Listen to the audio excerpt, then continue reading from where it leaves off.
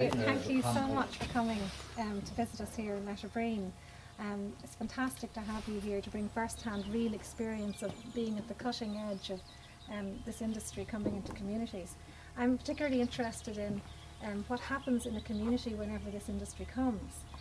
In Northern Ireland, we have a history of violence and trauma, and you know, the World Health Organization did a study, and there was a lot of studies done to show that Northern Ireland is one of the highest rates of post-traumatic stress disorder in the world.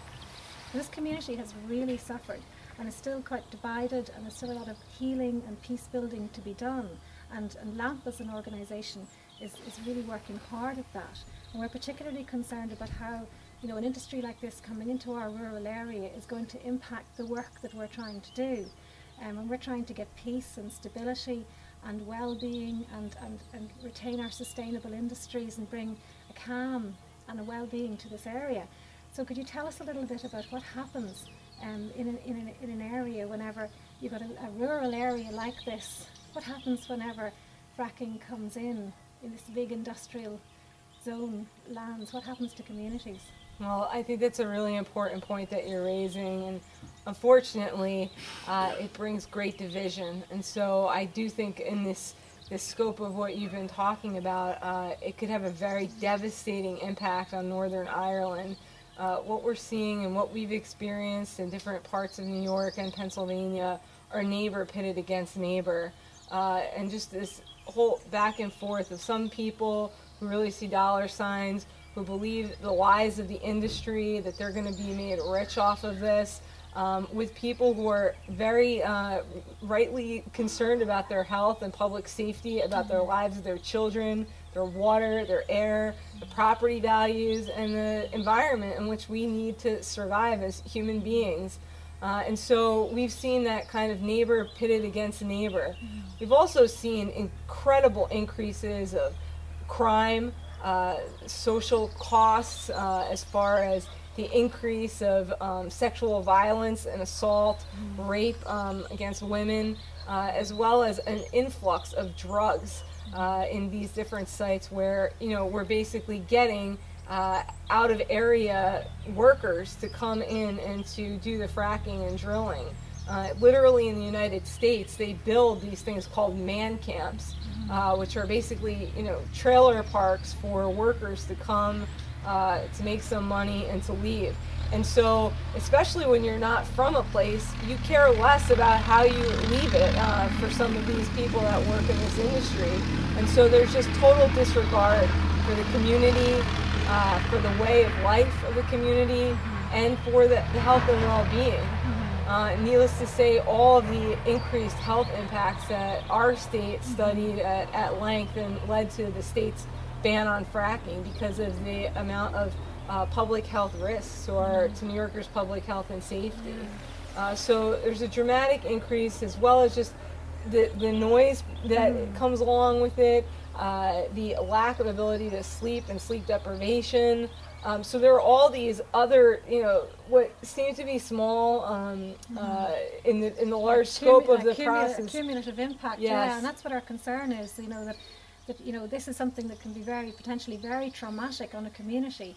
And what we're concerned about here is, as a cross-community organisation, trying to build peace and stability in our area and working hard at that and being successful so far, and I thank God. But you know, we're really concerned about, you know, something this traumatic on top of, you know, a history of having the highest rate of post-traumatic stress disorder in the world, in a community like this where the health profile isn't good, and you know, we're really in need of peace and well-being to be restored. We're well overdue.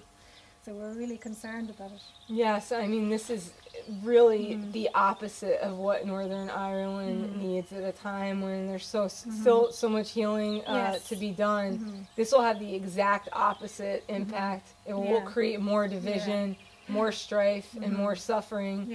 So I you know, hope that to help and you know, all of us work together in solidarity to make sure that that fracking doesn't come here, because it will create a nightmare for Northern Ireland. And I'm thinking about as well there is with John saying about, you know, the cost against that. You know, I mean, the cost of our mental health care and days of work, and you know, with statistical evidence have proven a huge cost to the economy you know, when a community isn't well, and things are not good within the community, that's got costs to that as well.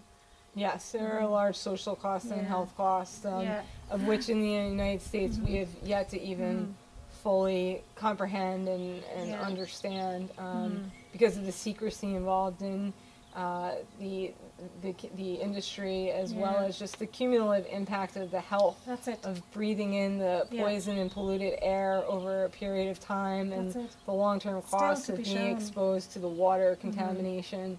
So, because so much of yours was made exempt from the Clean Air and Clean Water Acts. Yeah, so early on in 2005, we had a Energy Policy Act in which this industry was exempted from some of the most important public health and environmental laws by the Bush-Cheney administration. It was called the Halliburton loophole, which is a major corporation that's involved in this, that also former Vice President Cheney was a CEO of. And they exempted the Safe Drinking Water Act, the Clean Air Act, the Clean Water Act, and many other laws that were in place to protect us, and basically took the federal government out of the equation of protecting Americans, and left it to states, some of whom have a very long history of being politically in bed with the oil and gas industry and covering for them. So, I mean, that's the kind of secrecy and covering up that we've seen across the country. And thankfully, our governor, Andrew Cuomo in New York, really stood by his word to look at the costs, to look at the health impacts, the environmental impacts, and also the costs to businesses, local tourism, and just small businesses. And here it'll be agriculture. And agriculture, and he stood by his word. And unlike many other politicians who would turn a blind eye to the health and well-being of their citizens for a quick buck from the oil and gas industry, he stood by us, and by standing by us, he stands with all the people throughout the United States and the world that are crying out to make sure that their elected officials listen to them and not the private industry. So you in America, you had your governor stand up for you, and that's just exactly what we need here now at the moment. So we're really looking to our people who are wishing to get our votes in this election time to see that they're not going to back, you know, any aspect of this. It's a staged process, and the first stage is exploration and the licensing for exploration.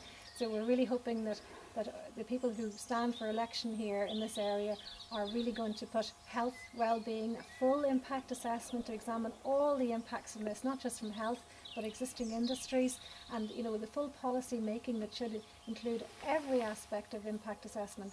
And we want them to look at that closely before they even think about, you know, issuing a license for any exploration, which has to date included fracturing.